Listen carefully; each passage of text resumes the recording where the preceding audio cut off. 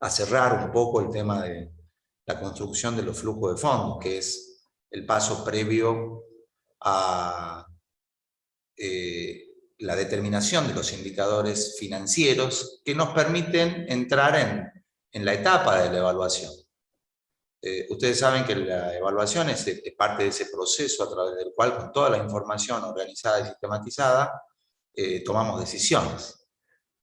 Las decisiones que tomamos en proyectos pueden ser variadas. De hecho, los problemas de decisión durante el proceso de formulación, durante la ejecución del proyecto, en las etapas de abandono son continuas. Por eso es tan importante manejar criterios para tomar decisiones. Cuando nosotros nos metemos dentro de los estudios financieros, hemos visto que hay un área específica que tiene que ver con las equivalencias financieras, que es un área que nos permite a nosotros trabajar un criterio de decisión. Cuando ya estamos metidos en los proyectos, discutiendo alternativas, discutiendo estrategias, discutiendo la forma en que vamos a encarar un problema actuando sobre las causas, automáticamente aparecen siempre estas cuestiones que tienen que ver con la decisión, ¿no? Con la decisión de tipo financiero. Y cuando tomamos decisiones, dependiendo de la instancia en el ciclo, de la formulación que estemos, las decisiones van a ser o continuar, o rechazar, o reformular, o incluso volver a la instancia de diagnóstico, ¿por qué no? Es decir, muchas veces hemos observado que en los proyectos de inversión la situación problemática identificada no es precisamente una situación que se reconozca como una situación conflictiva problemática. Entonces, ¿esto a qué nos lleva? Nos lleva necesariamente a un continuo proceso de revisión. Y las decisiones que vamos a adoptar, entonces, están sujetas siempre también a continua revisión. Desde el punto de vista financiero, vamos a ver el día de hoy, terminando un poco lo que habíamos empezado ayer, de ubicar a los proyectos desde una perspectiva fiscal, es decir, ubicarlos como agentes económicos de tributación.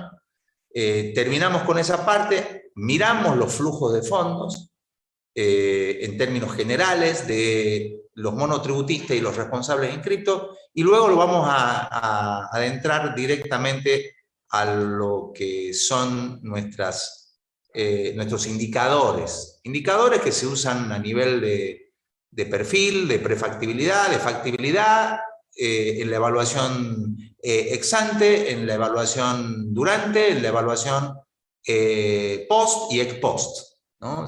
Son indicadores que todo el tiempo nos ayudan a ver cómo funciona nuestro proyecto. Entonces lo que vamos a ver hoy, y lo vamos a introducir hoy, es saber justamente los principales ejes o los principales criterios o indicadores que vamos a utilizar desde un punto de vista financiero para la toma de decisiones. Bueno, dicho esto, entonces vamos a iniciar la actividad de hoy. De nuevo les repito que Recording in progress. Estas actividades que vamos a trabajar son actividades no obligatorias. Es decir, el que esté acá escuchando esta clase es porque tiene interés específico en la asignatura en particular. Bueno, ayer lo que habíamos quedado es en esta primer planteo, ¿no? Cuando nosotros miramos nuestro flujo de fondos, miramos nuestros ingresos, miramos nuestra estructura de organización, lo primero que nos preguntamos es si mi actividad es monotributista o responsable inscrito. lo que habíamos visto ayer es una tabla extraída directamente de la página de la AFIP. En esa página está resumido todos los parámetros que me permiten a mí ubicar a un proyecto en las distintas categorías de monotributo. Lo que vamos a plantear es que si no se cumplen esos criterios, ¿no? Ese criterio de ingresos, el criterio de mano de obra adventicia, el criterio de superficie cubierta, el criterio de consumo energético. Si no se cumplen esos criterios, automáticamente los proyectos pasan a formar parte de la categoría de responsable inscrito. Estas dos categorías, monotributo o responsable inscrito, son categorías tributarias, es decir, ubican a los proyectos de inversión frente a su relación con el Estado y los organismos competentes en aplicación de las políticas tributarias. En el caso de la Argentina es la Agencia Federal de Ingresos Públicos.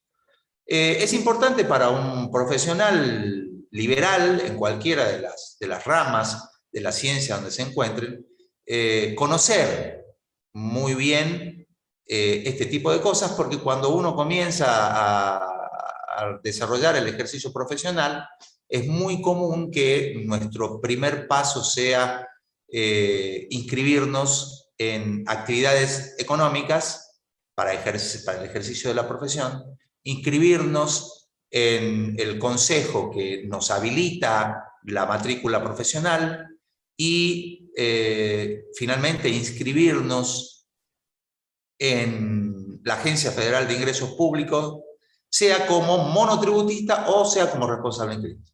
En general, siempre cuando uno comienza una actividad, al inicio es un monotributista categoría A. Siempre recuerden que los impuestos a las ganancias en la Argentina, sea una suma fija constante como es el monotributo o una suma de dinero proporcional al nivel de ganancia y además progresivo, lo que tenemos que pensar nosotros desde la perspectiva entonces de nuestra incorporación en el impuesto a la ganancia, vamos a contribuir, ¿no? Con nuestra actividad, con nuestro trabajo, al aporte al erario público. Siempre son discutibles, ¿no? Siempre está la puja entre el Estado omnipresente o el Estado menos presente o el Estado no presente a la hora de actuar sobre los excedentes de la producción, ¿no? Muchos están en un extremo y dicen que a los proyectos hay que dejarlos funcionar, no hay que imponerles presiones tributarias. Otros están en el medio, que la presión tributaria debe existir, pero debe ser acorde también a las políticas que uno quiera promover, que normalmente la presencia de un Estado que imponga algún tipo de retribución o de quita de ganancias a las empresas desalienta la producción. Y obviamente están el otro extremo, aquellos que plantean una política de fuerte presencia estatal con valores impositivos a nivel de lo que es ganancia específicamente alto.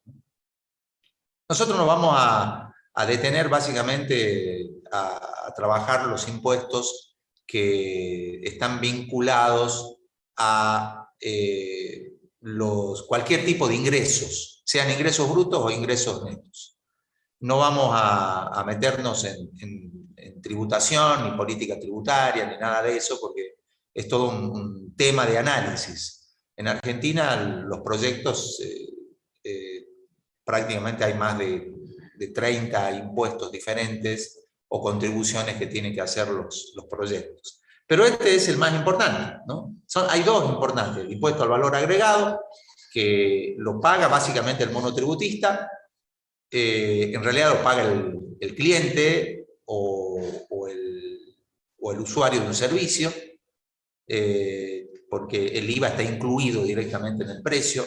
El IVA, como ustedes saben de economía, no es un impuesto que quede en ninguno de los dos bolsillos, ni del productor ni del consumidor, y es extraído por parte del Estado, y esa plata es la que entra al sistema para el sostenimiento de los organismos públicos y las inversiones públicas que tienen los gobiernos.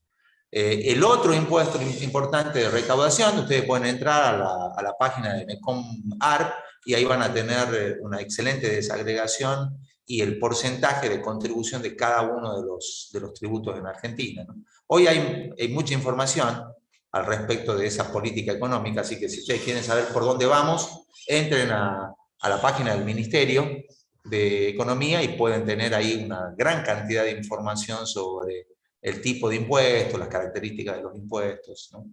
Hay una gran cantidad de impuestos que gravan ganancias específicamente, pero a nosotros nos interesa esta partecita de las contribuciones que tiene que ver con el impuesto que implica la contribución que hacen, en este caso, los proyectos de inversión en relación a su ganancia.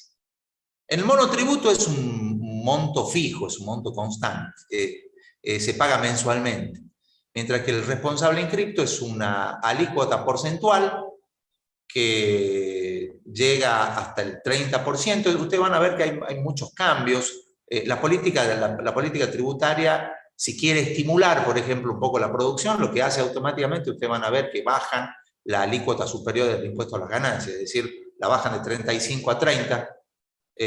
La última modificación es bajar el impuesto a la ganancia de 35 a 30, y comienza de una base del 9% en adelante, dependiendo del monto de ganancia obtenido. Ahora vamos a ver cómo se calcula un poco la ganancia en ese sentido.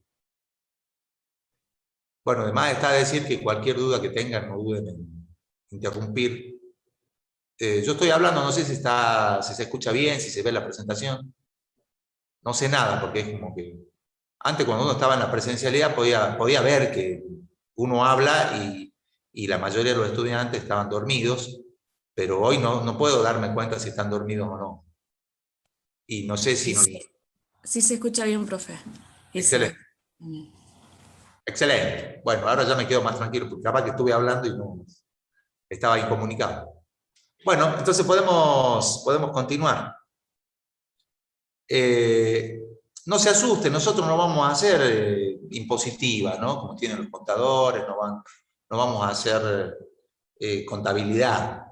No, lo que sí nos interesa es que el día de mañana, si nosotros tenemos que armar un proyecto de inversión, sepamos que hay una parte muy importante que no podemos descuidar, que es justamente la contribución, ¿no?, de mi proyecto al mantenimiento de las estructuras estatales, ¿no? Todas las actividades económicas, sean de producción o de consumo, contribuyen, ¿no? Todas. Un aspecto importante a resaltar entre lo que ustedes vieron en economía cuando calculaban los indicadores de rentabilidad y calculaban el beneficio neto, calculaban el beneficio bruto, el margen bruto, ustedes habrán visto que ahí no se discutía mucho el tema de la carga tributaria, los impuestos a la ganancia. Bueno, acá sí aparece en toda su dimensión los impuestos a la ganancia, que están representados con un monto fijo, como el monotributo, o un monto variable, como el responsable.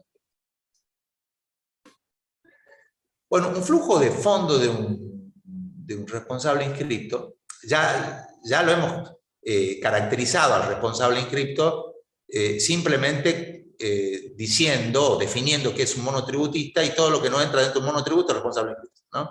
Es una forma de describir al responsable inscripto. Entonces, ahí lo podemos describir simplemente mirando qué es un monotributista.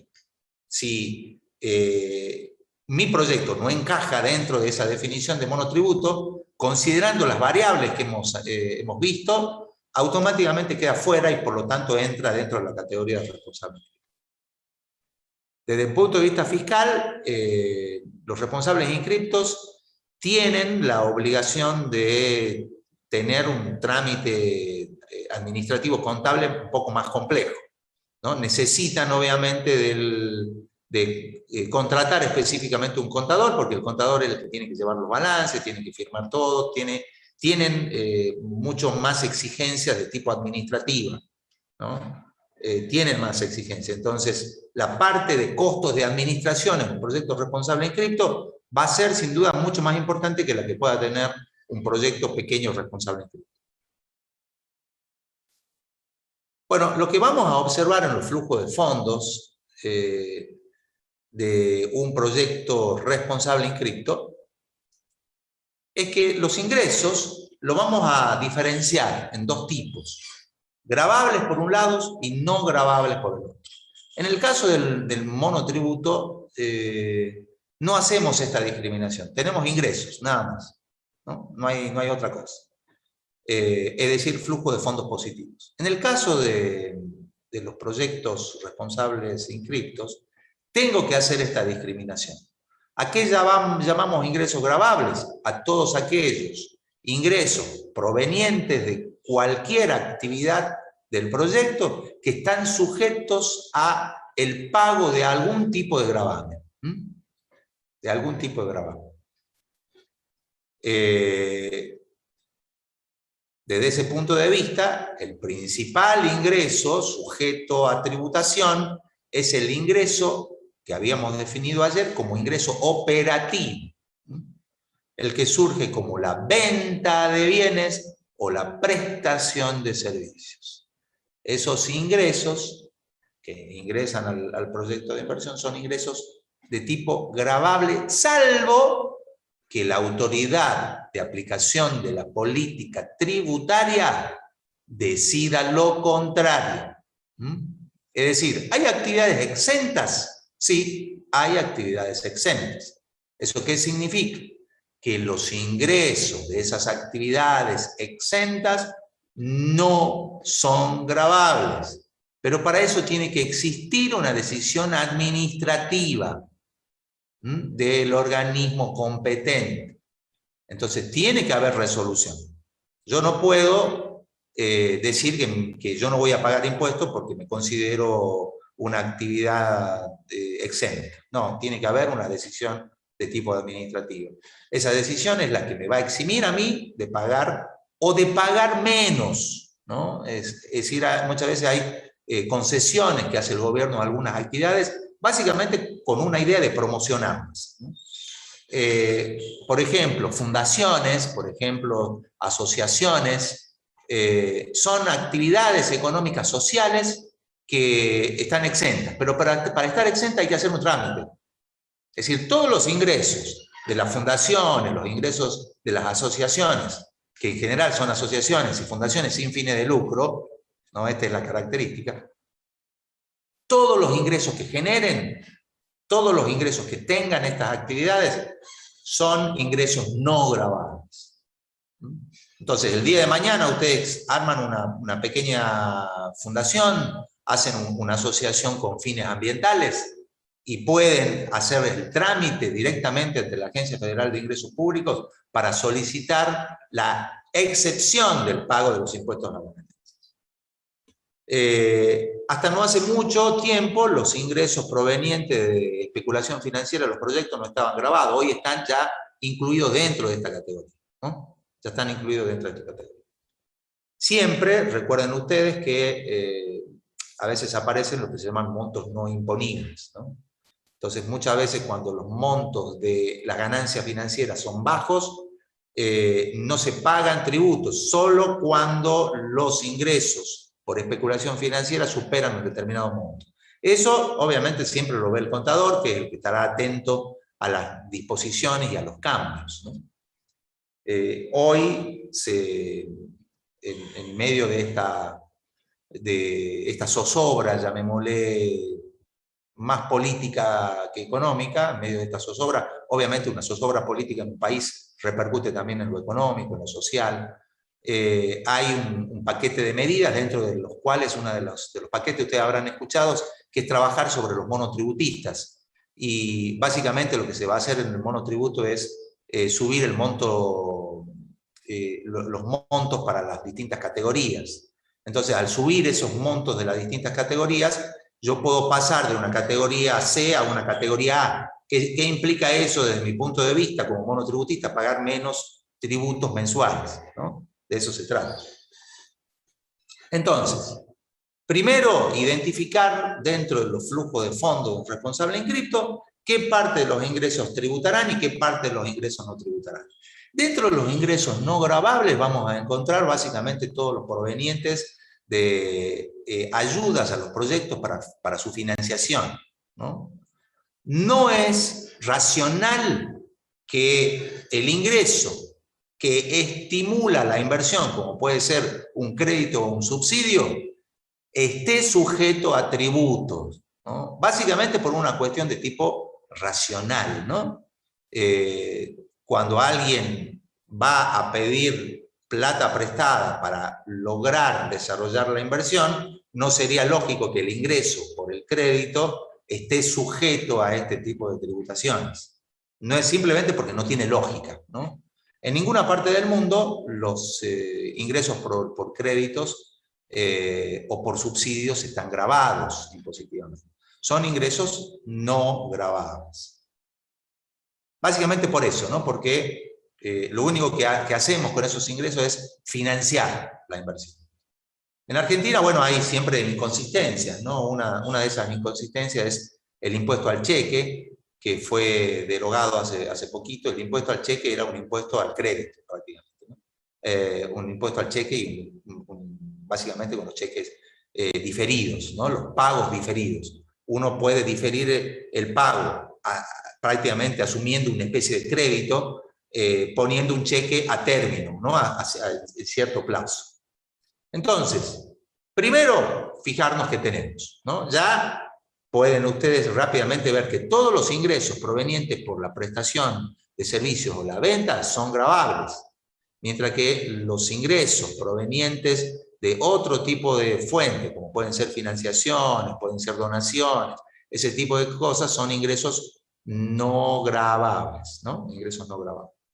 De la misma manera que discriminamos en los responsables inscriptos ingresos gravables y no gravables, también vamos a discriminar en los responsables inscriptos costo deducible de costos no deducibles, ¿no? ¿Qué llamamos costo deducible? Bueno, es un costo que lo utilizamos para disminuir los ingresos y reducir las ganancias, ¿no? Lo puedo usar para deducir.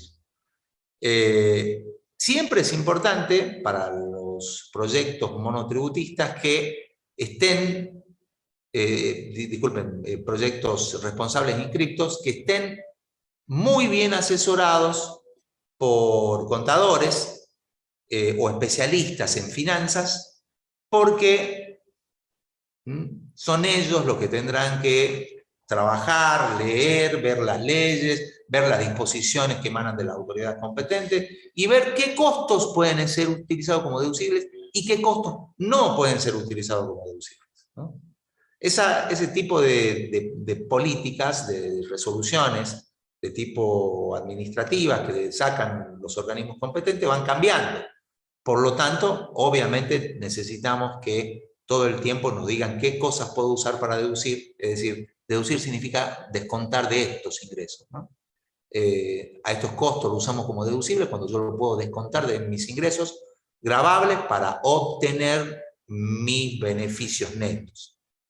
Así como hay costos deducibles, acá prácticamente aparecen la mayoría, ¿no? Incluso las políticas tributarias unos años atrás, en el gobierno de Menem, se permitió a los proyectos, a los empresarios, utilizar como deducible en sus empresas el pago de los salarios del personal que colabora en los hogares de los empresarios, ¿no? El empleo doméstico que se llama, se le permitió a los empresarios deducir. Deducir con esos costos que son los costos salariales, aun cuando no tenga absolutamente nada que ver con el emprendimiento. Esto tuvo una lógica en su momento, que es por un lado promover un blanqueo de todo ese empleo en negro que se veía en la Argentina y que se sigue viendo en la actualidad. Hoy ya hay una mayor presencia del Estado blanqueando esa situación, entonces vamos a ver que hay muchos empleos domésticos que hoy están formales, están realizando todos los aportes, todas las contribuciones, los seguros, pero en esa época la situación era mucho más crítica que la que es hoy. Entonces, una forma de estimular para pasar en blanco a todo ese personal es permitiéndole a las empresas, a los empresarios, utilizar el pago de esos salarios como costos deducibles, ¿no? Miren cómo se trabaja la política en ese sentido. Entonces, hay muchos elementos que el Estado puede sugerir o puede determinar, incorporar como costo deducible. Otro de los componentes de costos deducibles, además de los principales, ¿no? Que tiene que ver con los costos operativos propiamente dichos, es decir, aquellos costos que tienen que ver con la producción. Dentro de los costos deducibles aparece un costo que es relativamente importante y se usa en política fiscal, ¿no? Yo les comentaba ayer en el proyecto de estímulo a la ley de hidrocarburos, la nueva ley de hidrocarburos, está incluido dentro de esa ley una propuesta de utilizar uno de los costos deducibles que tienen los proyectos, que es la amortización de los bienes de capital, o más correctamente denominado depreciaciones. Y utilizan el criterio de la depreciación acelerada. La depreciación acelerada. Esto permite obtener entonces en los primeros años un valor de un costo deducible más alto, producto de la presencia de la depreciación, y obviamente un beneficio neto menor en los primeros años. Igual estaba escuchando recién que es una ley que tiene mucha discusión, sobre todo en el Senado. Recuerden que el Senado es el lugar donde están representadas las provincias, y parece que a las provincias no les gustó mucho esta ley de promoción, así que ya han anticipado que esa ley no va a salir. Pero era para comentarles que en muchas de nuestras leyes, tal es el caso de la ley de promoción minera, como el caso de la ley de promoción forestal, son dos leyes, y ahora con este proyecto de ley de la ley de promoción de hidrocarburos, son proyectos que incorporan la depreciación acelerada como una forma de estímulo a las inversiones. Es cierto que la discusión que se plantea es darle demasiado a las empresas, ¿no? Era darle demasiadas concesiones a las empresas. De hecho, efectivamente, podemos hablar, como se habló cuando se aprobó en el gobierno de Menem la ley de promoción minera, hay un subsidio encubierto, como decían algunos representantes, más de sectores progresistas o de izquierda, ¿no? Que veían en esas políticas tributarias una forma de favorecer en forma exagerada a las empresas, a los proyectos. No obstante, tenemos que pensar que es una buena herramienta de promoción, ¿no? Yo puedo promover, por ejemplo, inversiones no contaminantes, permitiéndole a las empresas depreciar en forma acelerada las inversiones en bienes de capital, ¿no? Sería una forma. Entonces, de esa manera, lo estoy estimulando al empresario a hacer inversiones no contaminantes. Todo lo que no entra en la categoría de costos deducibles, aparecen como costos no deducibles, ¿no? Todo lo que no entra acá, entra acá. ¿Quién lo decide, chicos? Que quede claro. No lo decide el proyecto. Lo decide la autoridad de aplicación de la política, tributaria en un país. La política tributaria en un país. Entonces, todos estos costos, todos estos ingresos, ¿no? Por eso, en general, los proyectos responsables inscritos contratan un contador especialista en impositivos, ¿no? ¿Por qué? Para que me haga este análisis, ¿no? Una vez que yo tengo este análisis, yo ya sé cuáles son ingresos gravables, cuáles son no gravables, cuáles son deducibles, costos deducibles, cuáles son costos no deducibles. ¿Con qué objeto? Con el objeto de construir mi flujo de fondos, ¿no? Para eso es.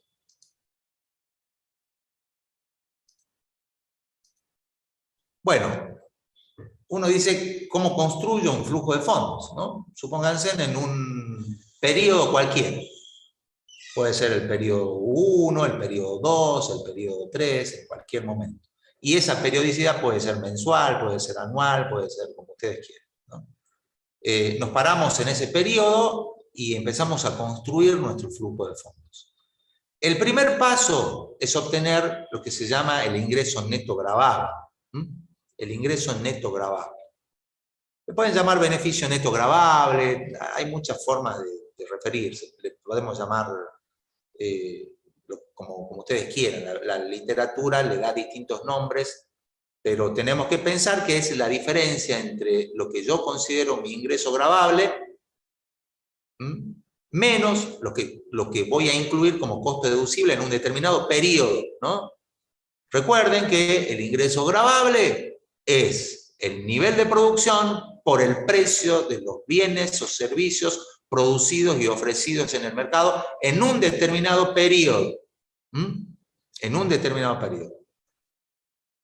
De nuevo, recordemos que nosotros hacemos acá un análisis de flujo de fondos, no hacemos contabilidad, por lo tanto yo tengo que incorporar acá a las componentes que son efectivamente incorporadas en ese tiempo en un proyecto. No puedo poner acá, por ejemplo, si vendo a término o vendo a largo plazo o mis ingresos son a largo plazo y superan un determinado periodo, no lo puedo componer en este periodo. Tengo que incluir solamente los ingresos grabados. Y descontar, ¿no?, todos los costos en los que yo asumí que son deducibles en ese periodo. Por lo tanto, vamos a tener el ingreso neto gravable periódico. El ingreso neto gravable. Ese ingreso neto gravable es lo que nosotros podríamos hoy definir como la ganancia, ¿no? Como la ganancia. Como estamos analizando un responsable inscripto, donde el responsable inscripto paga en función del nivel de ganancia, ese valor es muy importante para la determinación del impuesto a las ganancias.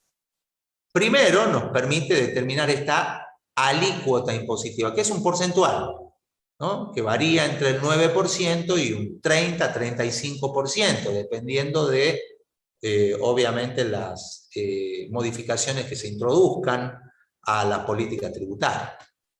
Vale la pena decir que hay muchos países donde la tributación es mucho mayor que en Argentina, ¿no? Hay países, como los países escandinavos, que tienen montos de ganancias superiores al 50%. Y vale la pena decir también que hay otros países donde las tasas de impuesto a la ganancia son menores, ¿no? Hay países donde son del 8, del 7, del 10%. Bueno, en Argentina estamos entre el 30 y el 35%. ¿No? La nueva modificación que yo les decía, que es una forma de estimular, es bajar esta tasa, ¿no? O sea, yo quiero estimular determinados proyectos o quiero hacer una política diferente que estimule la inversión y la producción, yo bajo esto, ¿no? Yo bajo esto. Entonces, al bajar esta tasa, el impuesto a la ganancia que voy a tener que transferirle periódicamente al Estado Nacional va a disminuir, ¿no? Eso le permite al proyecto movilizar entonces dinero para otro tipo de asignaciones, que pueden ser reinversiones o, en algunos casos, otro tipo de inversiones de riesgo o inversiones productivas, ¿no? En muchos de los casos también gran parte de los excedentes, como ya hemos charlado, va a parar a especulación financiera, ¿no? Eso también es cierto. Bueno, lo que no quiere un país nunca es que todos los excedentes vayan a especulación, vayan al dólar o vayan a los plazos fijos o vayan a ese tipo de inversiones especulativas. No obstante ello, en general, ese tipo de inversiones son ahorros diferidos, ¿no? Son inversiones diferidas, perdón, no ahorros, sino inversiones diferidas. Es decir, ¿yo por qué ahorro? ¿No? ¿Por qué ahorra una familia? Es la pregunta que uno se hace. ¿Por qué ahorra una empresa? ¿No? Una familia ahorra con el objetivo de reunir dinero para que en el corto o en el mediano plazo poder hacer algún tipo de inversiones, ¿no? Por ejemplo, ampliar la casa, por ejemplo, comprar un auto, por ejemplo, comprar o renovar los muebles de oficina o renovar Bueno, los proyectos también tienen, ¿no?, esta idea de guardar dinero para futuras inversiones, que puede ser inversiones en el mismo proyecto, en el propio proyecto, para inversiones de ampliación, ¿no?, como veían ustedes en el ejercicio del parcial, inversiones de ampliación, ¿no?, en uno de los ejercicios de depreciaciones, o también inversiones que apuntan a expansión, o reponer, ¿no? Es muy común la reposición. Entonces yo, para poder reponer un bien, tengo que tener cierta capacidad de ahorro para, llegado el momento del fin de la vida útil de algún elemento de la inversión, poder reponerlo. Bueno, también para eso, ¿no? Entonces, en la medida que este impuesto a la ganancia sea menor por una aplicación de una alícuota menor, mis ganancias luego de aplicar los impuestos van a ser más altas. Por lo tanto, esa plata puede ir entonces a nuevas inversiones, pueden ir a especulación, es decir, inversiones diferidas, pueden ir a cualquier tipo de asignaciones que pueda hacer el proyecto. También, ¿por qué no?, distribuir entre los empleados, ¿no? Hay empresas que las ganancias, ¿no?, cuando hay ganancias de tipo extraordinaria, no todas, pero cuando hay ganancias de tipo extraordinaria, lo que hacen es distribuir entre sus empleados las ganancias, ¿no?, en un porcentaje. Es decir, es un estímulo también para el trabajo, porque recordemos que la actividad productiva está básicamente en manos de los empleados, que garantizan ese proceso de producción, y que las empresas los ponen acá, ¿no?, como un costo deducible, ¿no? Todos los salarios, los jornales y todo lo demás aparecen acá, como costo deducible. Entonces, si yo le descuento al ingreso neto gravable el impuesto a las ganancias, vamos a tener el beneficio neto después de impuestos. Es decir, una vez que apliqué los impuestos, esta es la ganancia que me quede, ¿no? Esta es la ganancia que es la que charlábamos recién. La puedo poner a especulación financiera, puedo hacerla trabajar, puedo hacer lo que yo quiera. O distribuir entre los empleados, ¿no? Distribuir entre los empleados. Es una sana política de muchas empresas, estimular al trabajo, estimular al trabajador, ¿no? Es decir, un trabajador que tiene comparte las ganancias de las empresas, se siente parte de las empresas. No es una práctica muy común, pero hay muchas empresas que lo hacen, ¿no? Ese estímulo, ¿no?, distribuir ganancias entre las empresas. Sobre todo cuando hay ganancias significativas, ¿no? Cuando no hay ganancia, bueno, todo esto entra en conflicto. Finalmente, ¿no?, para ya llegar a armar nuestro flujo de fondos, obtenemos lo que se llama el beneficio neto. Es decir, al beneficio neto después de los impuestos, no se olviden que hasta acá yo trabajé con ingresos gravables y costos deducibles, ¿no? Entonces, ¿qué es lo que tengo que hacer? Restarle todos los costos no deducibles, restarle todos los costos no deducibles, sumarles todos los ingresos no gravables, en el caso de que aparezca en ese periodo, y obtener finalmente nuestro beneficio neto, ganancia neta, ingreso neto, ¿no? Ingreso neto. Bueno, ¿todo esto para qué? Para armar mi flujo de fondos netos. Mi flujo de fondos netos. Entonces, periodo por periodo, es decir, año por año, mes por mes, dependiendo de cómo yo haya definido la periodicidad de mi flujo de fondos, vamos a identificar todas estas componentes y al final de la columna, vamos a tener el flujo de fondos netos, ¿no? El flujo de fondos netos.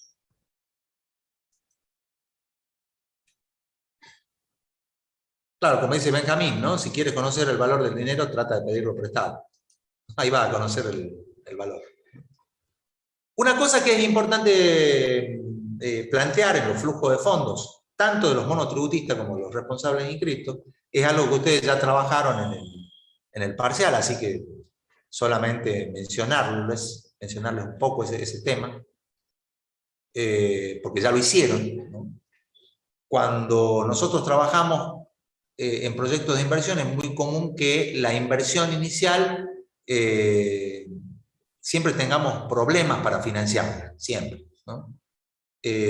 Lo mejor que nos puede pasar es tener el dinero como para financiar, pero cuando se trata de inversiones grandes, por ejemplo, 1 millón de pesos, 2 millones, 3 millones, 100 millones, 200 millones, es muy común que la mayoría de los emprendimientos carezcan del dinero suficiente como para garantizar la inversión. Entonces, lo que hacemos es recurrir a financiamiento externo.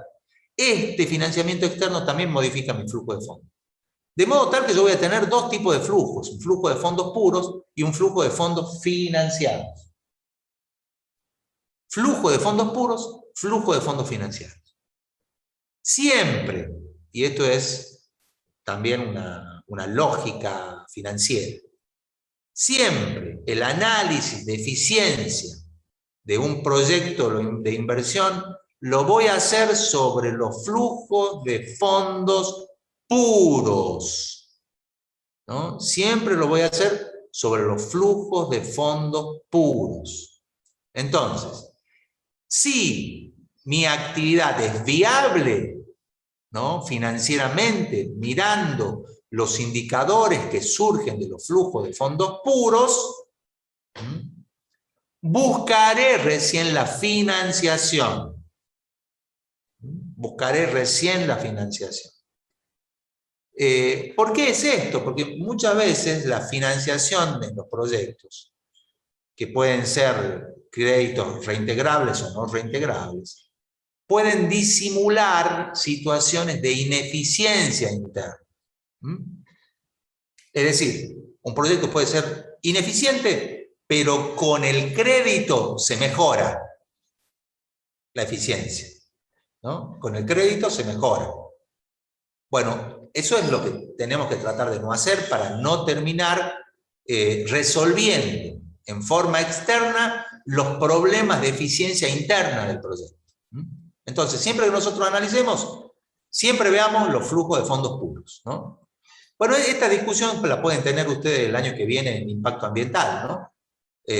Cuando Conesa Fernández, en su propuesta de estudios y evaluaciones de impacto ambiental, propone, primero, armar lo que se llama una matriz pura, llamémosle, donde no se incorporan ni las compensaciones, ni las mitigaciones, ni nada, y luego hacer otra matriz, ya una matriz compensada, una matriz donde incorporamos el plan de gestión ambiental para chequear, ¿no? Para chequear la capacidad que tengo yo de reducir algunas ineficiencias ambientales dentro del proyecto. Bueno, lo mismo pasa acá. Los flujos de fondos puros, desde el punto de vista financiero, son la base del análisis financiero. Luego salimos a buscar financiamiento. No vamos a salir a buscar financiamiento de proyectos que no son viables financieramente hablando. Que no son viables. ¿Por qué? Por la magnitud de los costos y la magnitud de los ingresos, que hacen que los resultados mirados en términos de flujo de fondos no me den resultados positivos. No me den resultados positivos. Ya vamos a ver enseguida todo el instrumental que proponen el área financiera de proyectos para medir la viabilidad o rentabilidad de un proyecto. Entonces, vamos a tener flujo de fondos puros y flujo de fondos financiados, ¿no? Los flujos de fondos puros es donde no se incorpora la financiación y los flujos de fondos financiados donde se la incorpora. ¿Cuáles son los componentes que aparecen cuando aparece la financiación? El ingreso del crédito, la amortización del crédito y el interés del crédito.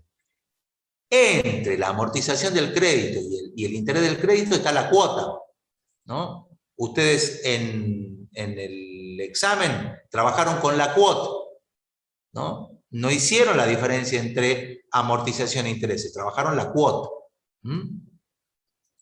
¿Cómo calculamos la cuota? Bueno, ya lo saben, lo hicieron, ¿no?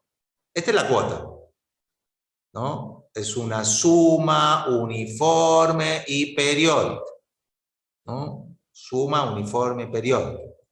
Si yo voy a amortizar el crédito en n periodos, voy a tener n cuotas iguales. Cuotas iguales y equivalentes a la suma de dinero inicial del crédito. Este SI1 es el monto del crédito que solicitamos. ¿Cómo lo vamos a pagar? En n cuotas equivalentes, ¿no? Estas cuotas son equivalentes a esta suma de dinero presente, ¿no? Esto tiene que estar claro.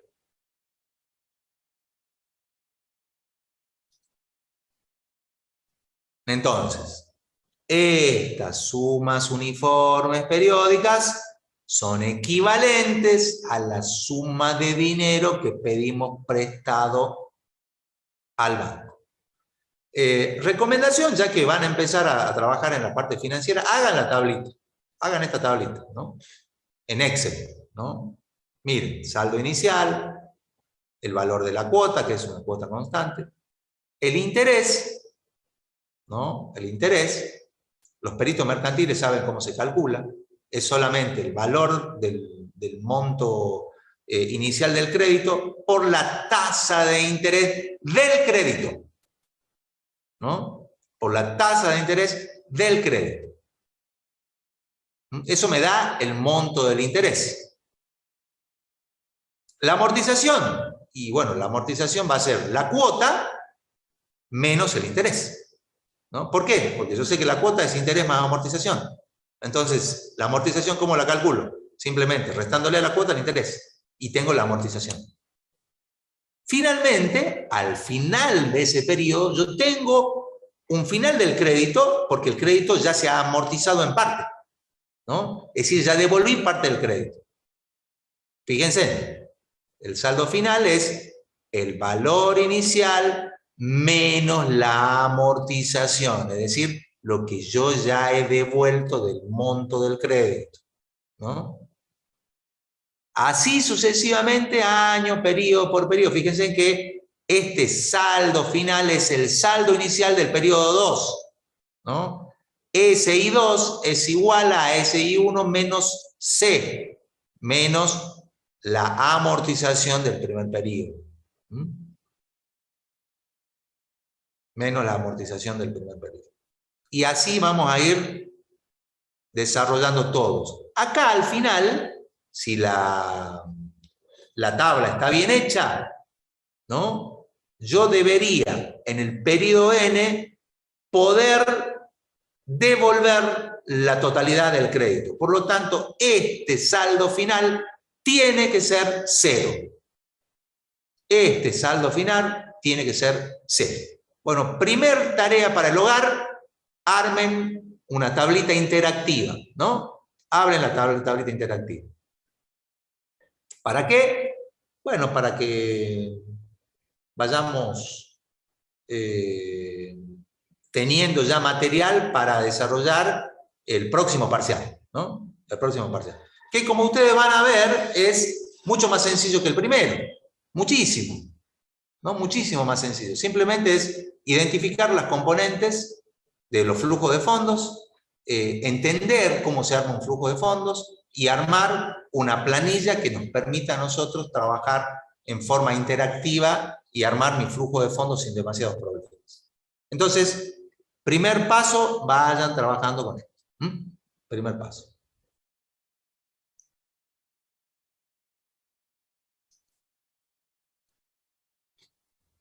Bueno, esta es una crítica al liberalismo, ¿no?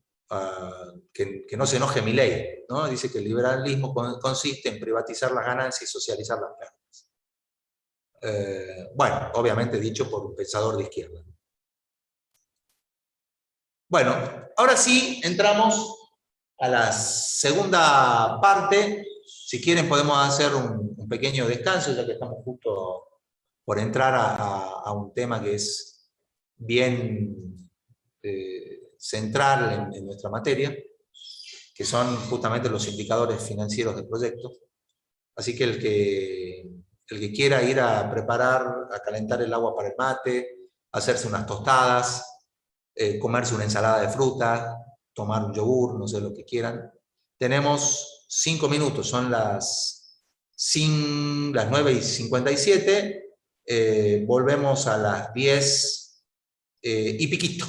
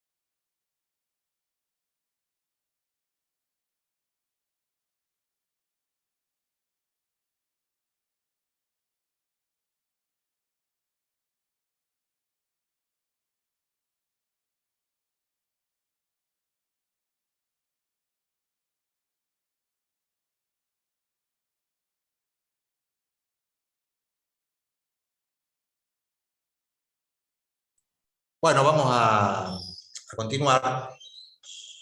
Como charlábamos siempre en economía ambiental, es importante tener instrumental para medir, ¿no? Para medir cosas. Depende de lo que queramos medir, obviamente, ¿no? Primero, definir con claridad qué es lo que queremos medir, ¿no? Y luego, sí, avanzar en la construcción de un indicador que nos permita medir, ¿no? Es lo que llamamos en los criterios SMART especificidad, ¿no? Entonces, el indicador financiero tiene que tener la posibilidad de medirme lo que a mí me interesa desde la perspectiva financiera de un proyecto de inversión. Por lo tanto, tiene que ayudarme a medir cosas que a mí me interesan. Y quizá una de las principales cuestiones que a mí me interesa en particular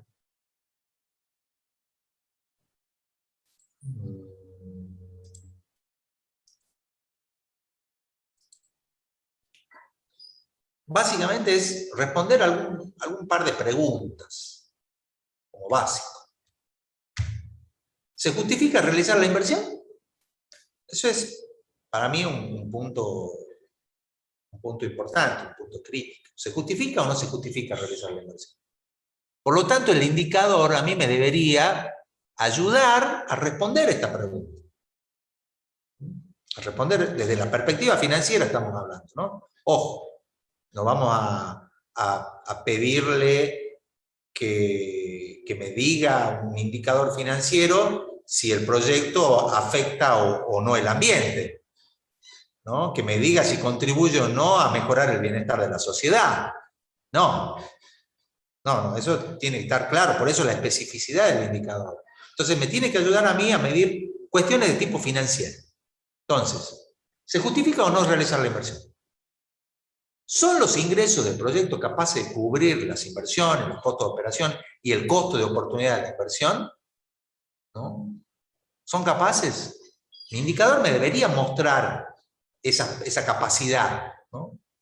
Me debería mostrar que con mi proyecto yo voy a cubrir mis inversiones, cubrir mis costos operativos, cubrir mi costo de oportunidad y por lo tanto, digamos, vamos a responder a la primera pregunta. Sí, se justifica la inversión.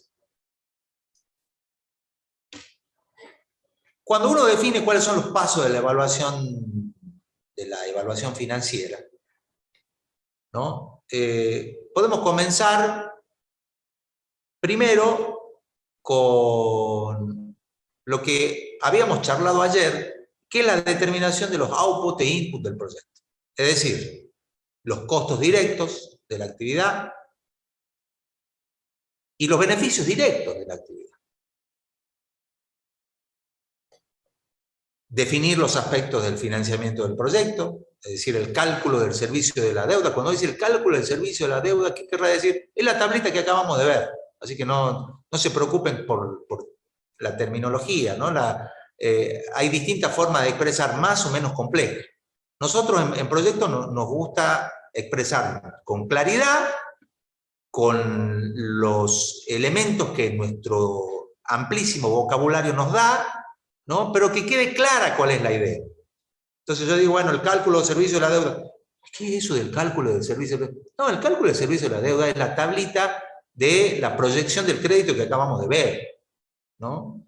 ¿Qué significa? Tenemos que calcular entonces los intereses, periodo por periodo, las amortizaciones, periodo por periodo, los saldos finales y poder construir esa tabla, ¿no? Eso es todo. No, obviamente que no solamente va a haber créditos reintegrables, sino que puede haber subsidios también. Eso también hace la financiación de un proyecto. Otro paso fundamental, ¿no? Es lo que se llama la confección de la cuenta de resultados de un proyecto. Uno dice, ¿y qué es la cuenta de resultados? Porque hasta ahora no hemos hablado mucho de la cuenta de resultados. ¿Lo puedo hacer más difícil, ¿no? O lo puedo explicar más sencillo. Nosotros no tenemos por qué complicarnos la existencia. ¿no? La cuenta de resultado es parte del análisis financiero que interesa fundamentalmente a los organismos estatales vinculados directamente a la política tributaria. ¿Por qué? Porque desde la cuenta de resultados se obtiene la información para el cálculo de la alícuota de impuestos y los impuestos a las ganancias. Los impuestos a las ganancias. Entonces, ¿qué es lo que me interesa básicamente en la cuenta de resultados? La diferencia entre los ingresos gravables y los costos deducibles, la obtención del beneficio neto gravable o ingreso neto gravable, ¿no? Ingreso neto gravable. Y finalmente, ¿no? Dentro de esa proyección, calcular el impuesto a las ganancias, ¿no? Calcular la alícuota en función del monto de ganancias y calcular las ganancias. Hasta ahí nosotros podemos decir que estamos en presencia de lo que se llaman los estados de resultado. Por eso es tan útil la construcción del estado de resultado para la política tributaria, ¿no? Entonces, cuando me van a auditar financieramente, a la autoridad no le interesan los flujos de fondos, ¿no? Los flujos de fondos son la herramienta de toma de decisiones del emprendimiento, del proyecto.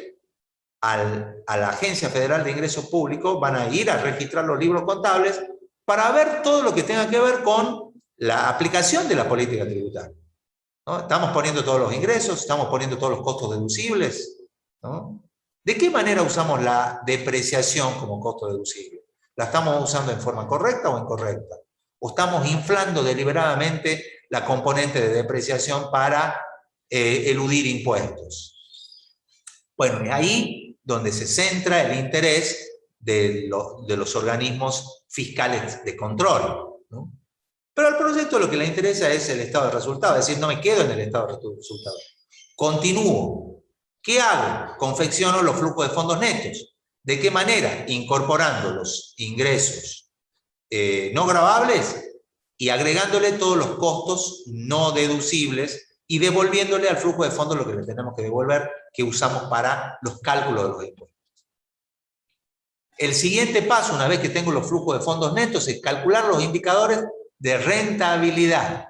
Todos los indicadores de rentabilidad se calculan sobre la base de los flujos de fondos netos. Y obviamente, el paso final, es decir, ¿mi proyecto es viable o no es viable? ¿No? Bueno, esto que ustedes ven en forma muy resumida es lo que ustedes van a hacer en el segundo parcial. Van a identificar todas las componentes de costos, van a diferenciar deducibles y no deducibles, van a identificar todas las componentes de los ingresos, van a diferenciar entre ingresos gravables y no gravables, van a analizar si hay financiamiento o no hay financiamiento e incorporar el financiamiento dentro de los flujos de fondos financiados, van a confeccionar esa cuenta de resultados para obtener ¿qué? Para obtener la ganancia, ¿no? En función de la alícuota impositiva que vamos a aplicar. Vamos a confeccionar los flujos de fondos netos, vamos a calcular los indicadores y finalmente me van a decir a mí si el proyecto es viable o no, ¿no? Si es factible o no factible de implementar. Digo factibilidad o prefactibilidad porque son indicadores que se utilizan tanto en factibilidad como en prefactibilidad, ¿no? En prefactibilidad es tomar la decisión sobre la alternativa que me conviene. En factibilidad es tomar la decisión de invertirla, ¿no? Es decir, vamos y pasemos a la etapa ejecutiva, que es normalmente una recomendación que sale de los estudios, ¿no? Recuerden que no es vinculante, ¿no? No es vinculante. Es como la audiencia pública en los estudios de impacto ambiental, ¿no? En la audiencia pública, en los estudios de impacto ambiental, dice que las audiencias públicas no son vinculantes. Sí es recomendable que se respeten la opinión de la gente, pero no es vinculante, ¿no? Es como las audiencias para determinar el precio de los servicios, ¿no? Sí hay que tener en cuenta, pero no es vinculante, es decir, yo puedo tomar la decisión de avanzar, aun cuando mis estudios me digan, che, financieramente hay mucho riesgo, ¿no? Y yo digo, yo le meto pata. Bueno, pero yo te lo advertí, ¿no? Es lo que normalmente uno hace. Entonces, la decisión es una decisión que está muy de la mano de la persona que tiene la plata, el que va a invertir y que va a asumir el riesgo. Acá aparece lo que en la gestión de riesgo se denomina la avidez por el riesgo del empresario. Hay muchos emprendedores o empresarios que son muy ávidos por el riesgo, es decir, están dispuestos a tolerar un alto riesgo, ¿no? Bueno, lo mismo nos pasa a nosotros cuando vamos a rendir un examen final, ¿no? Y uno dice, che, estudié, pero no todo, ¿no? Y uno se pregunta, ¿me presento o no me presento? Y un estudiante que no es muy, ¿no? Muy propenso a asumir riesgos, es decir, tiene baja avidez por el riesgo, no se va a presentar. Un estudiante que tiene, ¿no? esa facilidad de enfrentar situaciones de alto riesgo, asumir mayor riesgo, se va a presentar, ¿no? Se va a presentar. Eso es la realidad, ¿no? ¿Cómo son ustedes? ¿Son ávidos por asumir riesgos o les gusta ir a paso firme, ¿no? A algunos les va bien, ¿no? Porque de repente también la suerte los acompaña. En proyectos pasa algo parecido, ¿no? El tema es que va a depender mucho de la inversión. Si yo tengo un proyecto con una inversión de 100 millones de dólares y capaz que me pongo a pensar un poquito y le presto mucha atención a algunos estudios para, bueno, no meter la pata y perder en la inversión. Pero bueno, eso depende, ya lo vamos a ver sobre el final de la materia, la avidez, ¿no? La propensión al riesgo que pueda tener una persona. Bueno, la medida de rentabilidad, ¿no? Ustedes ya conocen las medidas de rentabilidad que no consideran el tiempo porque la vieron en economía. El beneficio neto, el beneficio normal, el beneficio bruto, la rentabilidad. Lo que vamos a ver ahora son medidas de resultados que consideran el tiempo. Valor actualizado neto, relación beneficio-costo, tasa interna de retorno, relación costo-efectividad, tiempo de recupero de la inversión, valor anual equivalente. Hay un montón. Si ustedes se fijan, gran parte de ellas son equivalencias financieras. El valor anual, la relación beneficio-costo surgen de equivalencias, el valor actualizado neto. Bueno, lo que tenemos que hacer básicamente en el análisis financiero es demostrar esto, ¿no? Demostrar esto. Que el valor presente, anual, futuro de los ingresos sumados, descontados al presente, transformados en una anualidad o llevados al futuro de los ingresos, es igual al valor presente, anual, futuro de los egresos del proyecto, ¿no? Eso es lo que tengo que demostrar. Obviamente que si esto es mayor que esto, es mejor, pero al menos igual, al menos igual.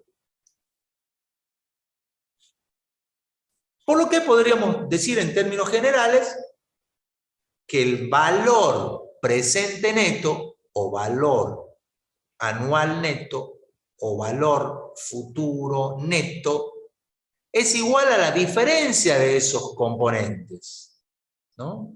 Es decir, el valor en el presente, el valor anual o el valor futuro va a ser igual a la diferencia entre los ingresos descontados, anuales o futuros, menos el valor de los egresos descontados, anuales o futuros. En términos generales, de eso se trata. Vamos a ver que la ecuación que nosotros usamos del BAN no es esta precisamente. ¿Por qué? Porque nosotros trabajamos los flujos de fondos netos. No trabajamos los flujos diferenciados entre ingresos y egresos. ¿Podría? Obviamente que podría. Es decir, separar por un lado todos los ingresos del proyecto, separar por el otro lado todos los costos del proyecto y hacer la diferencia. Pero eso no lo hacemos. Directamente trabajamos sobre los flujos de fondos netos. ¿Para qué nos sirven estos indicadores, ¿no? Que pueden, como ustedes ven, ser un valor presente, un valor futuro, un valor anual, no importa, ¿no?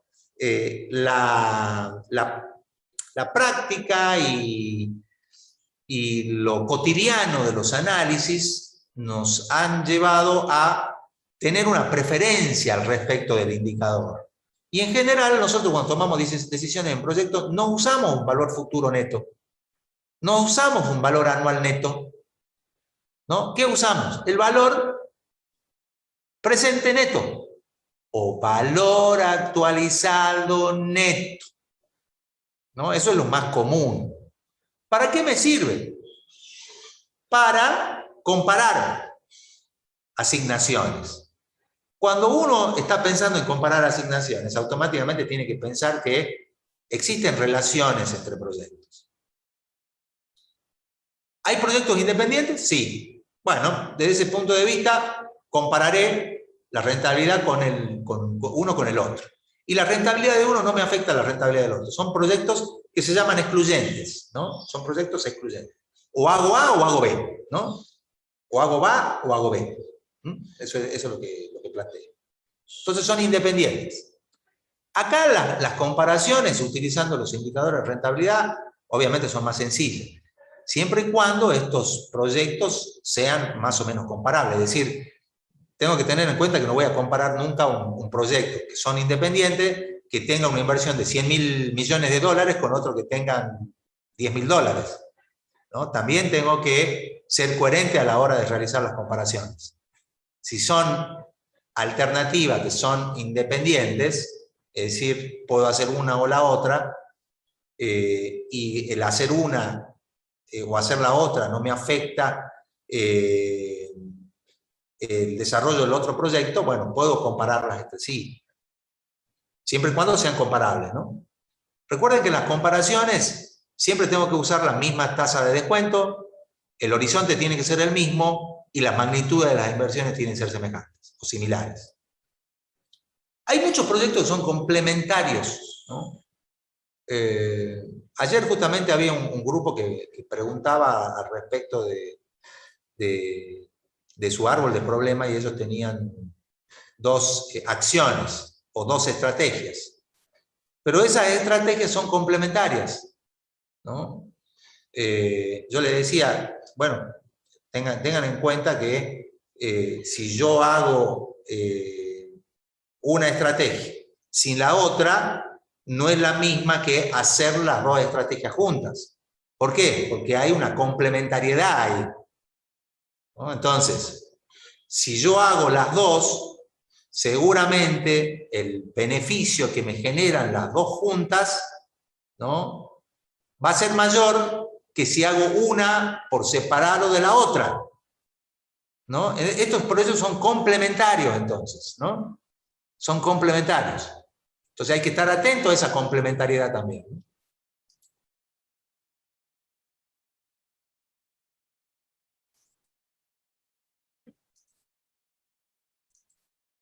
Sustitutos. Son los proyectos que llamamos mutuamente excluyentes, ¿no?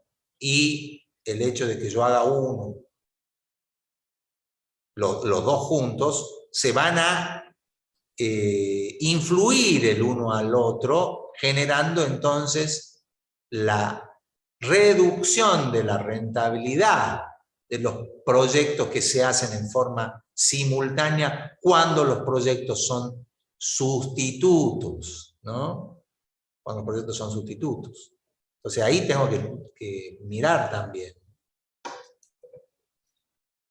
Bueno, cuando nosotros entramos a la evaluación, básicamente lo que vamos a hacer es medir la renta de un proyecto para tomar una decisión. O comparar también u ordenar proyectos excluyentes, ¿no? Es decir, yo me puedo meter en mi proyecto y digo, che, ¿este proyecto es viable o no? Sí, eso puedo hacer. La otra es compararlos, ¿no? Compararlo, es decir, comparo el proyecto A con el proyecto B. O lo ordeno de mayor a menor, el que tiene mayor rentabilidad hasta el que tiene menor rentabilidad, ¿no? Entonces, la evaluación, utilizando los indicadores, me puede servir para estas dos cosas, estas dos cuestiones fundamentales. Siempre pensemos que este es el modelito que van a trabajar ustedes, ¿no? van a tener, por un lado, el flujo de fondos puro, y van a tener otra planilla que van a tener que ir construyendo, que es el flujo de fondos financiados, ¿no? Este es el flujo de fondos puros, ¿no? Una vez que ya he trabajado, acá arriba van los ingresos gravables, acá van los costos deducibles, ahí están los impuestos, y luego, ¿no?, calculamos y le agregamos todos aquellos ingresos que no son gravables y los costos que no son deducibles. Entonces, esto es lo que me queda a mí finalmente, ¿no? En un proyecto de 4 años de horizonte, lo que voy a observar yo es mi flujo de fondos puros. A partir de acá vamos a construir los indicadores. Y aparece nuestro ya conocido valor actualizado neto. ¿Qué podemos decir del valor actualizado neto que ya no hayamos dicho? ¿No? Si venimos hablando del valor actualizado neto desde el primer día, ¿no? ¿Qué podemos decir de nuevo? Algo que ustedes ya lo calcularon, ya lo conocen, saben que es un valor que se expresa en dinero, saben que refleja una componente neta, es decir, es un balance entre los output y input de un proyecto. Al ser actualizado sabemos que está en el presente. Entonces, ¿qué más podemos decir? ¿Qué más podemos agregar? ¿No? Y sí, pueden encontrar muchísimas definiciones, chicos. Elijan la que más les guste, ¿no? Es un valor monetario que resulta restar la suma de los flujos descontados a la inversión inicial, ¿no? Fíjense, es una definición, ¿no?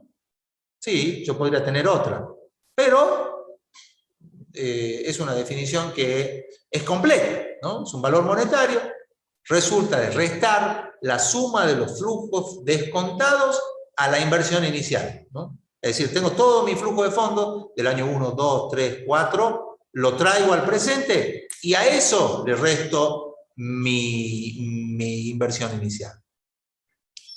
También puede ser definido como la suma de dinero presente equivalente a los ingresos netos presentes y futuros del proyecto. Sí, también. Más amplio.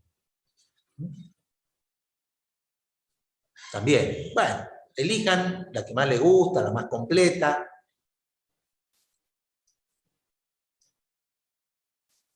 ¿Qué es? Bueno, acá tengo una forma de expresar, ¿no? Separando ingresos de egresos. Yo podría decir que el VAN es el ingreso presente menos los egresos presentes, más el valor de salvamento descontado al presente, menos los costos de inversión.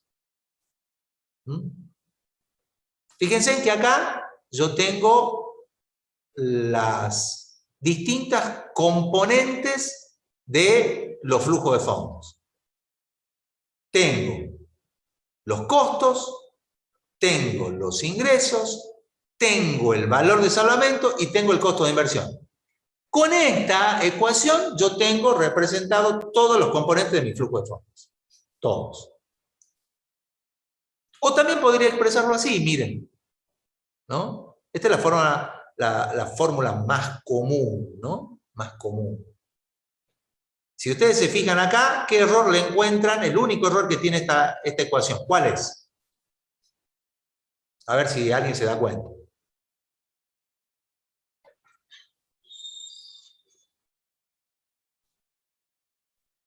Le faltan restar los costos. Le falta restar los costos de inversión. Tal cual. Bien ahí. Le falta restar los costos de inversión, porque este es el beneficio neto, pero va del año 1 al año N. ¿Y qué pasa con el periodo 0, que es la inversión? ¿Dónde está acá? No está. Por lo tanto, esta ecuación es incompleta, ¿no? Entonces, acá tendré que poner menos, o si vamos en términos de flujo, más, porque el costo de inversión es un valor negativo, menos costo de inversión, que no necesito actualizarlo porque ya está en el valor presente, ¿no? Ya hay valor presente. Tengan cuidado, chicos, cuando yo tengo más de un periodo de inversión, como tenían en el parcial, ¿no? El costo de inversión en el periodo 2 sí lo tengo que descontar al presente, ¿no? Cuidado con eso, ¿no? Porque si no cometemos errores. todo lo que no está en el presente tiene que ser descontado. Todo lo que no está en el presente. Entonces yo tengo inversión 0,1, 0,2, 0,3, lo único que está en el presente es 0,1. 0,2 y 0,3 tengo que descontarlo al presente. Tengo que descontarlo al presente. Bueno, hay algunas relaciones que nos interesan en particular, ¿no? Uno dice que el valor actualizado neto depende directamente de la tasa de descuento y eso lo consideran algunos como un defecto que tiene el valor actualizado neto. Es muy dependiente del costo de oportunidad de la inversión, ¿no? Y bueno, está bien, no es que esté mal. Fíjense en la relación. A medida que aumenta la tasa de descuento, disminuye el valor actualizado neto y es lógico, ¿no? Es lógico. Básicamente, ¿por qué? Miren dónde está la tasa de descuento, ¿no? Por lo tanto, la relación entre la tasa y el VAN es una relación inversa, ¿no? Es una relación inversa. Entonces, y visto conceptualmente, cuando yo incorporo la tasa de descuento, la pregunta es, ¿qué estoy incorporando en mi flujo de fondos? Estoy incorporando un costo de oportunidad. Eso es lo que estoy incorporando. Entonces, mayor es el costo de oportunidad que incorporo a los flujos de fondos, menor va a ser el excedente global que me genera la inversión. Y otra cosa, hay una tasa de interés acá que hace que el valor actualizado neto sea igual a 0. Fíjense en qué pasa de ahí en adelante. ¿Mi VAN cómo es? Si en esta línea hay un 0. Menor que 0. Claro, es menor que 0. ¿No? Es menor que 0. Significa que de repente mi proyecto, miren, ¿no? Acá mi proyecto es viable. Ya vamos a ver el criterio. Pero ya lo conocen porque lo hemos discutido. Acá mi proyecto es viable. Listo, qué bueno. El mismo proyecto, chicos, no cambió nada, técnicamente el mismo, tenemos las mismas actividades, las mismas acciones. Aumentó el interés de oportunidad. Aquí, en este punto, el VAN es negativo. Mi proyecto no es viable. ¿Estoy hablando de dos proyectos distintos? No, estoy hablando del mismo proyecto. Lo único que ha cambiado es la tasa de descuento, ¿no? La tasa de descuento. Miren, esa es otra cuestión de política, ¿no? Si yo logro reducir las tasas de descuento, que normalmente el inversor las observa en los mercados financieros, ¿no? Recuerden que no necesariamente la tasa que me paga el banco representa la TMRA que ustedes tienen en el manual de teoría. No representa necesariamente la tasa mínima de rentabilidad aceptable, ¿no? No representa. ¿Por qué? Porque los bancos obviamente no me pagan todo, pero es una referencia. Entonces, si yo quiero estimular proyectos productivos, debería, en mi política de Estado, mi política económica, tratar de reducir este costo de oportunidad a través de actuar sobre las tasas de descuento financieras de los bancos y las interbancarias. Ahí está el punto, ¿no? Entonces, cuando en los Estados Unidos ellos quieren movilizar el dinero a la inversión productiva, ustedes van a ver que la Reserva Federal de los Estados Unidos baja unos puntitos las tasas de interés. Baja unos puntitos la tasa de interés. ¿Qué significa eso? Que nos desplazamos en este sentido. ¿Para qué? Para estimular la inversión productiva.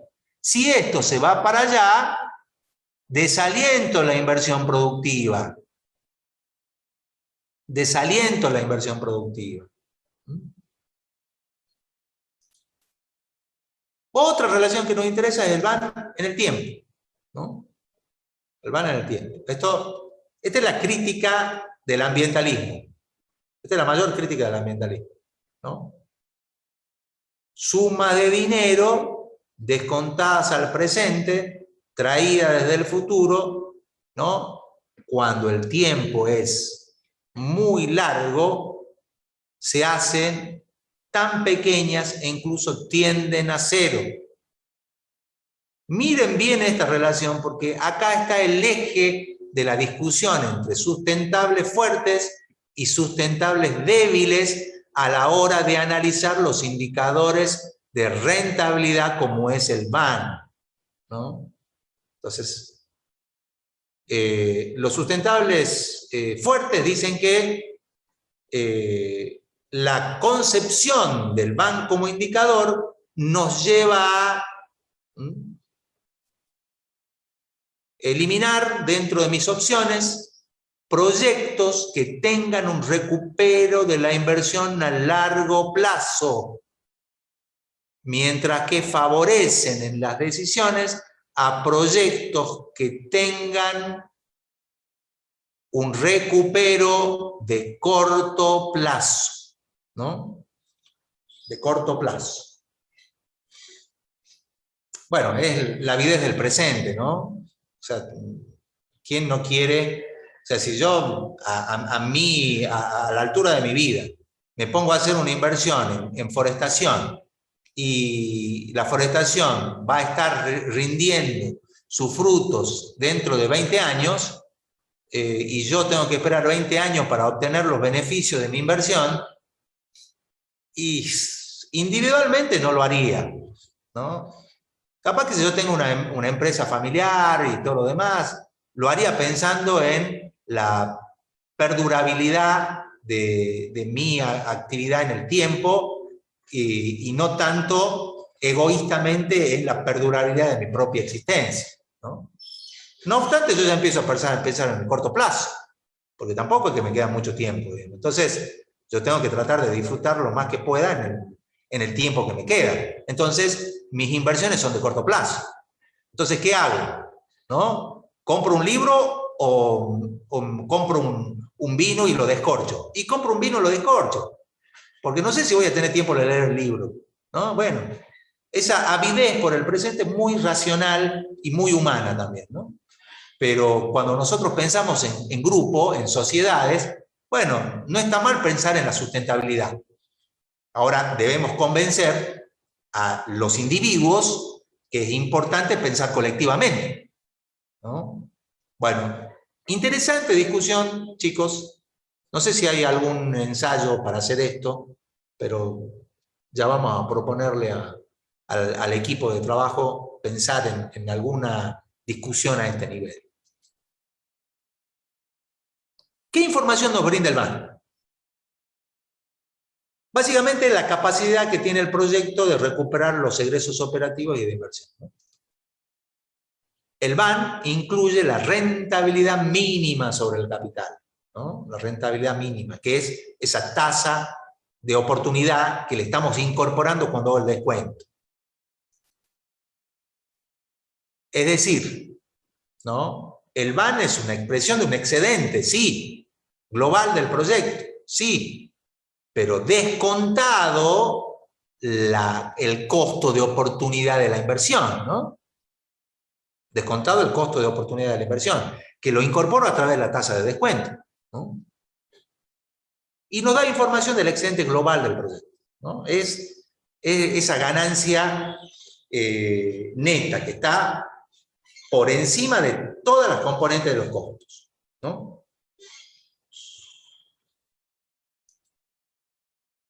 Criterios para utilizar el indicador. Si el vale mayor que 0, se aceptan las alternativas de proyecto por parte del evaluador o inversor. Se acepta. El VAR menor que 0, se rechaza, ¿no?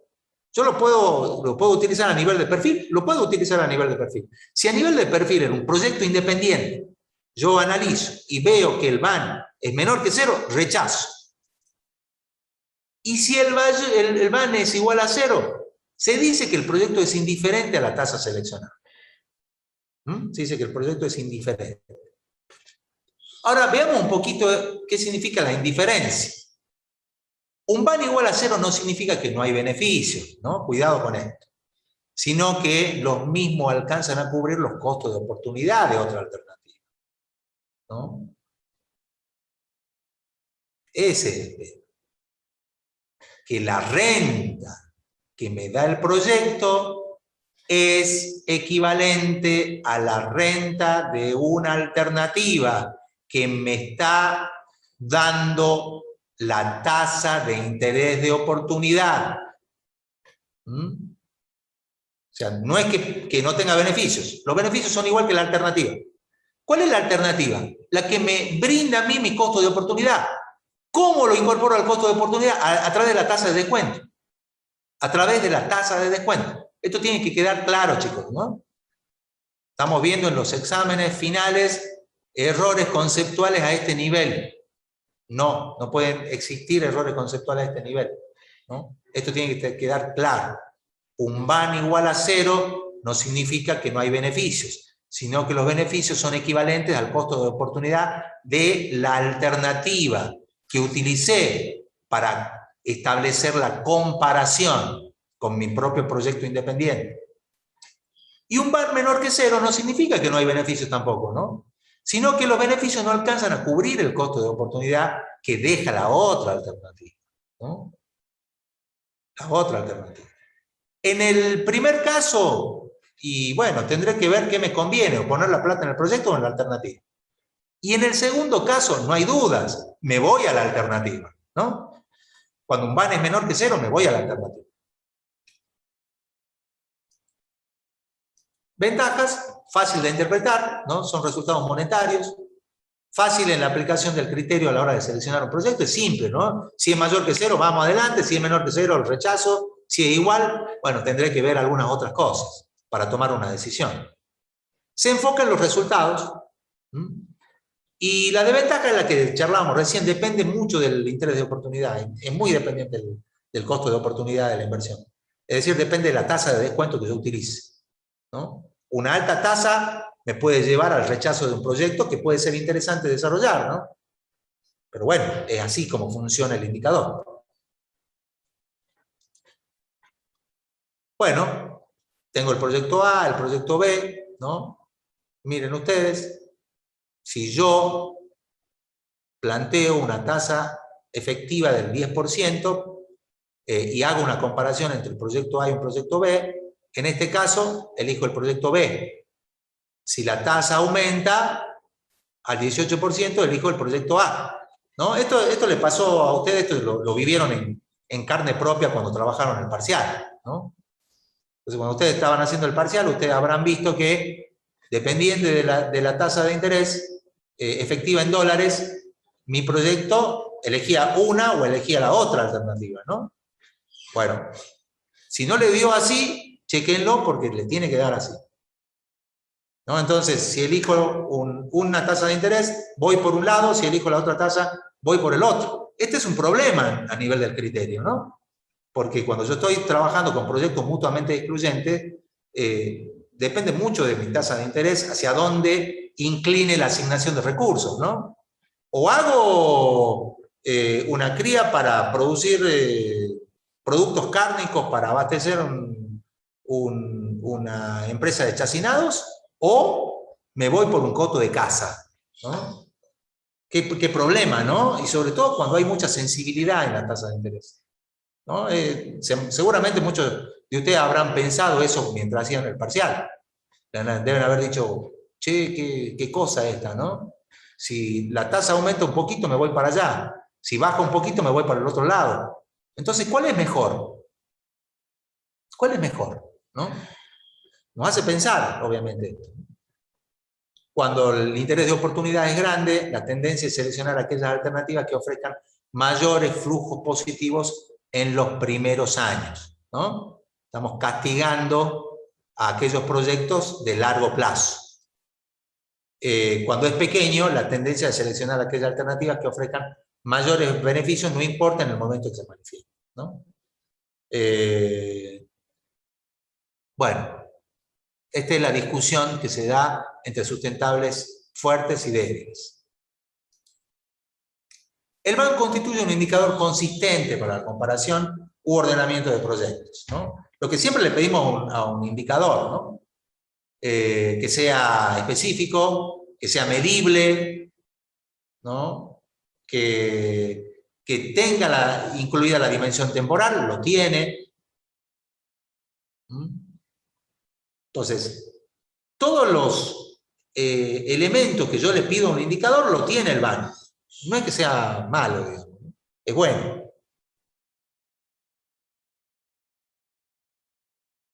Todos los fondos que no son invertidos en el proyecto y los que se liberan por el proyecto se invertirán a la tasa de interés de oportunidad. Este es un concepto importante. Bueno, el otro indicador es la tasa interna de retorno. Definición muy simple. Es la tasa de descuento que hace que el BAN sea igual a 0. ¿No? Me determina la tasa de rentabilidad máxima posible. Es el umbral crítico de aceptabilidad del proyecto. ¿Dónde está? Ya lo habíamos visto. Esa tasa se llama tasa interna de retorno. No confundan la tasa interna de retorno con la tasa de interés de oportunidad. Otro error clásico. La TIR es propia de cada proyecto. Lo hemos visto jugando la semana pasada, no, la anterior, jugando con los flujos de fondos. Lo hemos visto, ¿no? La tasa de descuento puede variar y por lo tanto variar el BAN, pero la TIR no me varía. Es única. Hay muchas formas de calcularla, ¿no? Por interpolación lineal. Gráfica. Esto ya no se usa, chicos, ¿no? ¿Por qué? Porque ustedes tienen el Excel y el Excel le devuelve la TIR automáticamente. No hace falta, ¿no? Esta forma de interpolación aparece en libros viejos de financiera, los libros que yo estudiaba en mi época de estudiante, y estaban las formulitas, ¿no? Y así uno las calculaba, ¿no? En otras épocas. Hoy con los ordenadores personales, con las calculadoras, hoy ya esto es la historia. Esto es la historia antigua. No tan antigua, yo la usaba, ¿no? O salvo que yo sea antiguo, puede ser. La tasa interna de retorno la calcula automáticamente el ordenador a través de un proceso de iteración, ¿no? Un proceso de iteración, es decir, es por aproximación sucesiva. Así funciona el Excel. Ahí está, ¿no? Como ustedes no van a estar en el segundo parcial, van a estar frente a su computadora, calcúlenlo con la fórmula de Excel, ¿no? No hay que ponerse a pensar. ¿Cómo uso el criterio? TIR o TUR mayor que el interés de oportunidad, se acepta el proyecto, ¿no? Un aspecto importante que quiero recalcar aquí, que hemos visto errores en el examen final del día lunes. Si yo a ustedes les digo que la TIR es del 30%, ¿acepto o no acepto el proyecto?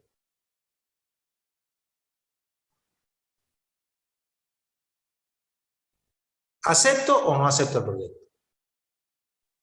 Hay que comparar primero con el interés de oportunidad, profe. Exacto. Excelente. Eso. Bueno, no sé por qué en el examen final muchos me dijeron, sí, el proyecto es viable. No, el proyecto no es viable. Tengo que comparar con el interés de oportunidad porque así se usa el criterio para seleccionar un proyecto. ¿Cuándo acepto un proyecto? Cuando la TIR o TUR es mayor que el interés de oportunidad. Este interés de oportunidad es el mismo que yo utilicé para calcular el valor actualizado neto. Este es el interés de oportunidad que representa el costo de oportunidad del inversor. Si la TIR o TUR es menor que el interés de oportunidad, se rechaza el proyecto. Si la TIR o TUR es igual al interés de oportunidad, estamos en el caso de que el BAN es igual a 0. El proyecto es indiferente. Ventajas. No exige ningún valor específico del interés de oportunidad, ¿no? No exige, no me interesa, ¿no? Es independiente del interés de oportunidad. Pero obviamente que la decisión yo la voy a tomar comparándolo con el interés de oportunidad. Cuando los flujos de fondos son anómalos, van a ver ustedes que no los puedo comparar. Y no me indica magnitudes, me da un valor porcentual. No es mala interpretación mirando una tasa de interés, ¿no? La mayoría de los inversores les gusta trabajar en términos de tasa. ¿Por qué? Porque todos se mueven en los mercados financieros con tasa de interés, ¿no? Entonces, si ustedes entran a las bolsas, le dicen el rendimiento fue del 40%, el rendimiento de la acción de dólar fue del 20%, el rendimiento en dólares fue del 50%, la inversión en proyectos tales del 22%. ¿No? Entonces, a los inversores no les disgusta la tasa interna de retorno como indicador. ¿Por qué? Porque se mueven en un mundo financiero donde todas las rentabilidades de las distintas asignaciones de recursos se expresan en términos de tasas porcentuales, efectivas y anuales. Entonces, la TIR es una tasa efectiva anual. Entonces, si a mí el proyecto me da una rentabilidad del 20%, y bueno, yo la voy a comparar con otra rentabilidad expresada en tantos por ciento. Si me da el 30% la opción alternativa, voy por la opción alternativa, no hay duda. Hay un supuesto. Para aplicar la tasa interna de retorno, este criterio, suponemos que los fondos generados en el proyecto deberían ser reinvertidos a la tasa de rentabilidad del propio proyecto. Supuesto difícil de cumplir, ¿no? Que todos los fondos excedentes generados por el proyecto se reinvierten en el propio proyecto a la tasa de rentabilidad del proyecto. Si esto no sucede, lo cual no sucede, ¿no? Para ser honesto, esto no sucede, salvo proyectos en expansión continua, mi tasa interna de retorno es una tasa interna teórica y máxima. No representa una tasa real de rentabilidad, ¿no? ¿Cómo lo resuelvo? Bueno, en algunos libros que ustedes tienen y en el manual, dice que podemos resolver esa deficiencia calculando la TUR, ¿no? Que corrige, por un lado, este problema y soluciona el problema del supuesto que acabamos de plantear. Entonces, corrige los problemas de múltiples tasas de interés en flujo de fondos anómalos, pero también me soluciona el problema de este supuesto que acabamos de ver.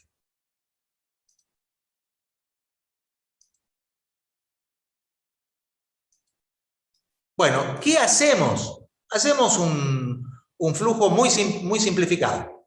Todos los costos los descontamos al presente y todos los beneficios los capitalizamos hacia el futuro. También podemos hablar de todos los flujos netos negativos, los descuentos, los flujos de fondos netos positivos los capitalizo. Cualquiera de las dos operaciones es correcta.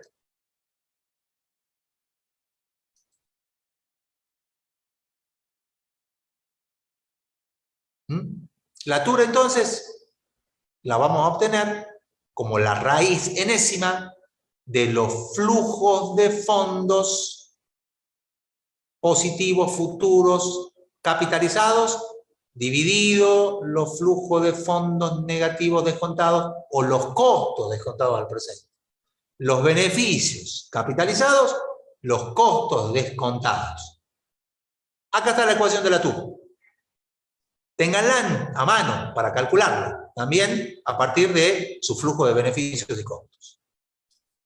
El otro indicador, que es más complementario, no se lo utiliza muy frecuentemente, es el de la relación beneficio-costo, que se puede calcular de dos maneras distintas. El valor de los beneficios, ¿no?, presentes dividido el valor de los costos en el presente. O, de la otra manera, los flujos de fondos netos positivos descontados, dividido los flujos de fondos netos negativos descontados. Descontados. Entonces, descuento los beneficios, descuento los costos y lo divido. Descuento los flujos de fondos netos positivos, descuento los flujos de fondos netos negativos, los divido. ¿Cómo utilizo el criterio? Bueno, surge rápidamente el criterio. Si es una relación entre los beneficios y los costos, y bueno, mi proyecto va a ser aceptable cuando la relación sea mayor que 1. Va a ser inaceptable o se descarta cuando la relación beneficio-costo es menor que 1.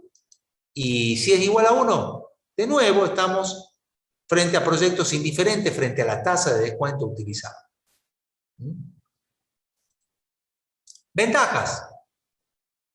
Utiliza una escala común, adimensional, aplicable también para definir orden de los proyectos. Al igual que el BAN está totalmente influenciado por la tasa de descuento que utilizamos para hacer los descuentos. Se podrían preferir proyectos operativos por sobre aquellos de alta inversión. Lo mismo le pasa al BAN, ¿no?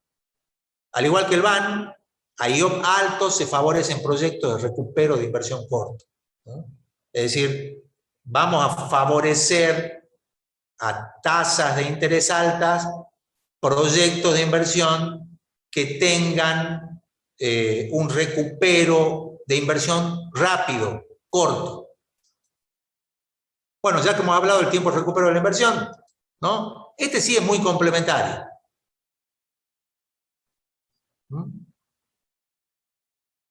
¿Qué dice? Bueno, simplemente el tiempo que yo necesito para recuperar mi inversión. Nada más. Este problema yo lo puedo corregir trabajando con los flujos actualizados, ¿no? Lo puedo resolver. Y obviamente no me dice nada qué pasa con el proyecto una vez que la inversión inicial fue recuperada. Es decir, yo le digo, el tiempo de recupero son 4 años. Ah, ¿y qué pasa después de los 4 años? No tengo la menor idea.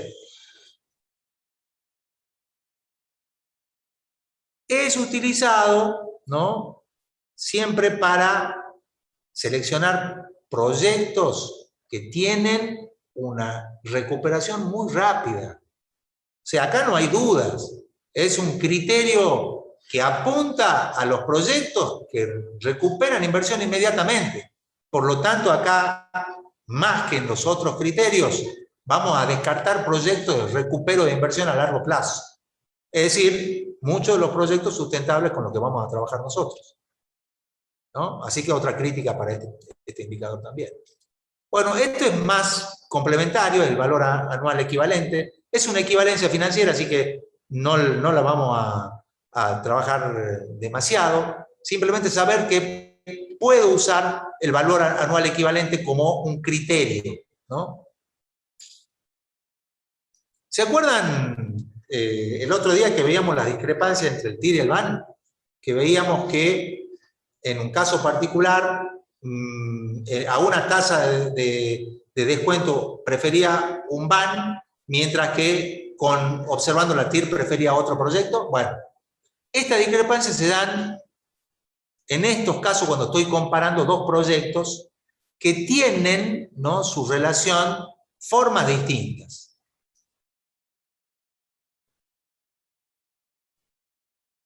Y para terminar, porque ya estamos sobre la hora,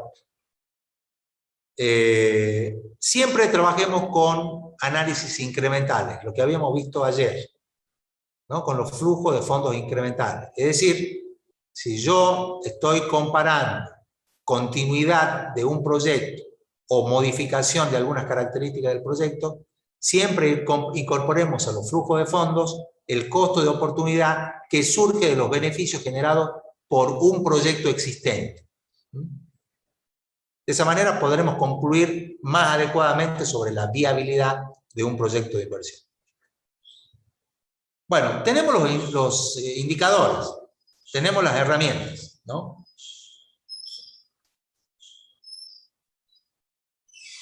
Yo lo pongo como pregunta. ¿Tenemos las herramientas para evaluar si un proyecto es financieramente viable? Yo digo, sí, tenemos las herramientas. Pero bueno, vale la pena que nos hagamos esa pregunta. ¿Estoy en condiciones de evaluar si un proyecto es financieramente viable o no? Si me toca trabajar en un proyecto y tengo que trabajar y tengo que estudiar, ¿consideramos estas herramientas útiles? ¿Son válidas? ¿Son adecuadas? ¿Conozco la herramienta? ¿Sé cómo utilizarla? ¿La entiendo?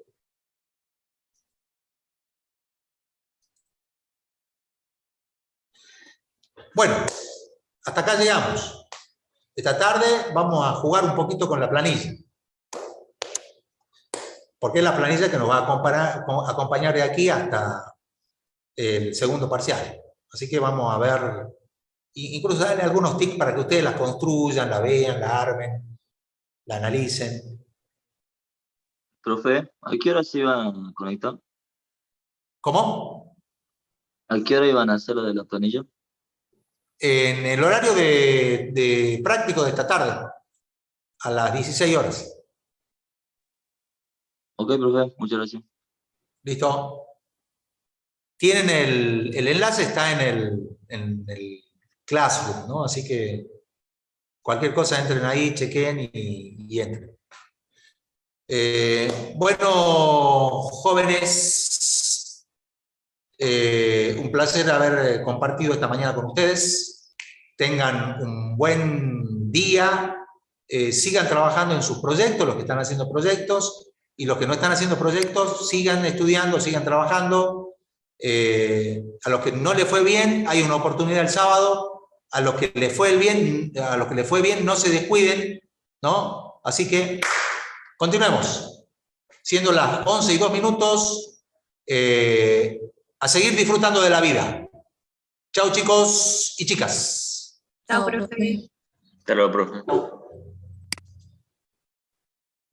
Recording